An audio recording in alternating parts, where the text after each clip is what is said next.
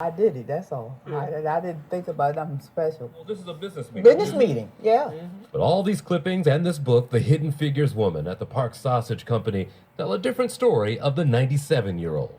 First office staff of Park Sausage was Mr. Parks, Mr. Haysbert, Miss Gaskins, and myself. Park Sausage, the Baltimore institution, the first African-American owned firm listed on the New York Stock Exchange, and Wagner was there early on in the 50s. I was a bookkeeper. That role quickly grew, eventually finding a spot in the boardroom. Not a typical role for a woman, especially a black woman at that time, and one that she took on the road. I went to the different branches, but we had branches in Washington, Philadelphia, and New York. Okay. And I would go up there and order the books and things in the branches. I only did what came up at the time for needed to be done, and I did it. And if they had a big order, well, then you had to come out the office and go in the plant with plant workers and get the order out. That's her daughter, who has the same Wagner drive. Like Mama said, if you have a job to do, get it done. And how's this for leaving your mark? Remember the jingle? It was More Park Sausage's mom, until Wagner and a group of others helped add the Please.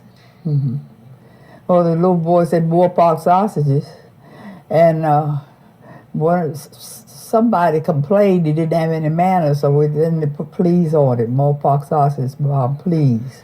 More pork sausages, please. In this case, one word making all the difference in the way that one person's life can do the same for others. They can see what being committed to your work and how you can go forward.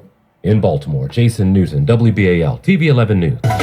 Woodson is popularly known as the father of Black history. Adrienne Cannon knows all about Carter G. Woodson. She's the Afro-American History and Culture Specialist for the Manuscript Division of the Library of Congress.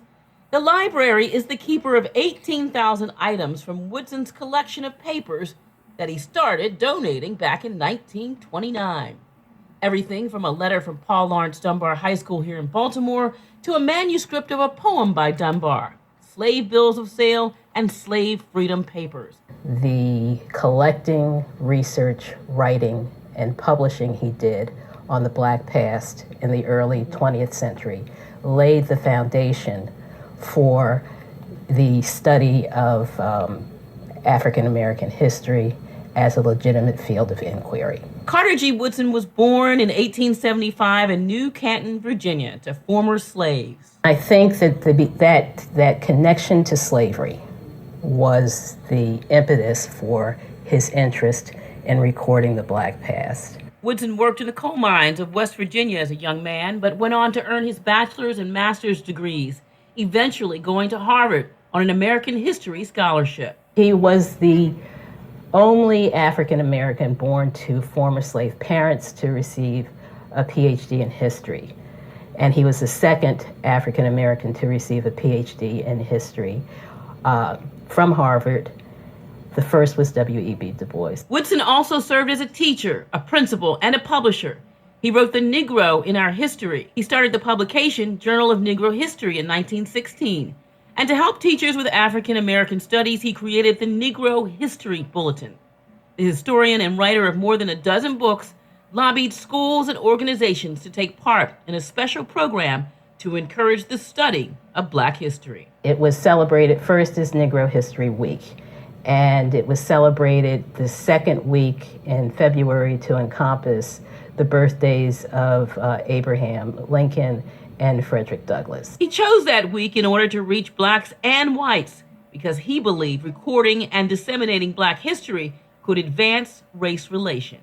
As he indicated in his textbook, The Negro in Our History, was to celebrate not Negro history, but the Negro in all history, in our history. Lisa Robinson, WBAL TV 11 News.